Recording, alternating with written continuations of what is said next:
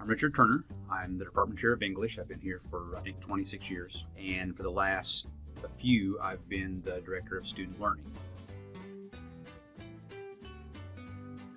Service learning is not just somebody going to an organization and volunteering.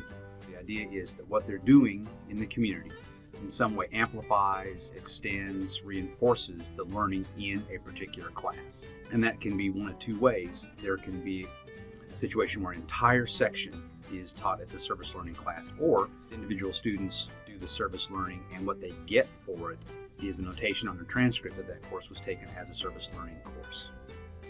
A lot of the work last semester, or more than normal, was indirect because of COVID.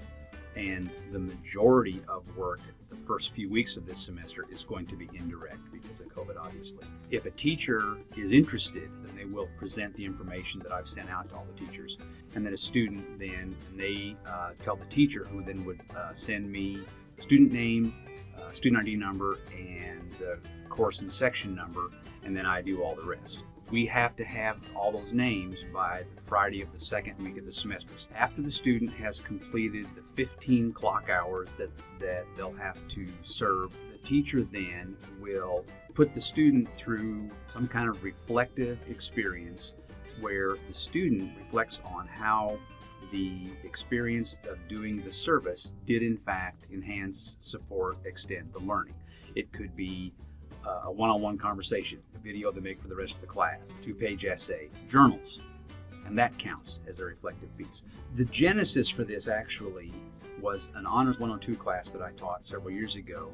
As a class, they wanted to write a proposal because they were so convinced that service learning is a way for students to figure out where their passions lie in a way that helped them understand, yes, I want to major in this area, and this is what I want to make my life's work.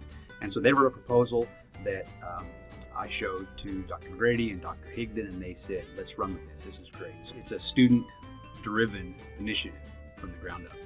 I've already heard from, I think, 3 students who did service learning last semester and are chomping at the bit to do it again this semester in a different course.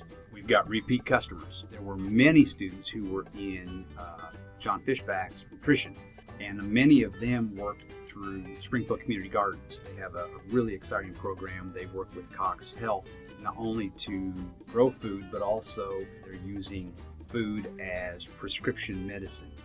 Obviously, diet is critical to your health. They're studying the chemistry of the food. They're studying the dietary needs of the individual. There really is no class that you couldn't find a connection with. One of the partners is Robertson Elementary that has many, many after-school programs for underserved populations. So you could have math students helping 5th graders with their math. One of the biggest programs is called the Vision Screening Program. They've got a high-tech camera that can come up with the prescription needed for eyeglasses. So they have been going out for years to underserved populations and examining the vision needs for kids who otherwise could not get glasses.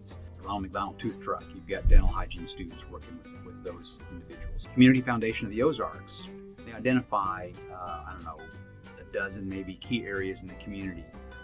And then for each one of those areas, they identify blue ribbons and red flags. And so one of the things that every student's going to have the opportunity to do is pick one of those areas and do the research, do writing, and the cool thing about that is they go back to the city of Springfield. They've implemented changes that college students have suggested. This stuff matters. Students who transfer to a 4-year institution, those hours will transfer. They're great resume building tools. Also, it will make them more engaged in the coursework because they're seeing the real world application. It helps the student in the near term and the long term, but it also helps the teacher because you've got a more engaged student. And the burdens on the teacher are pretty minimal.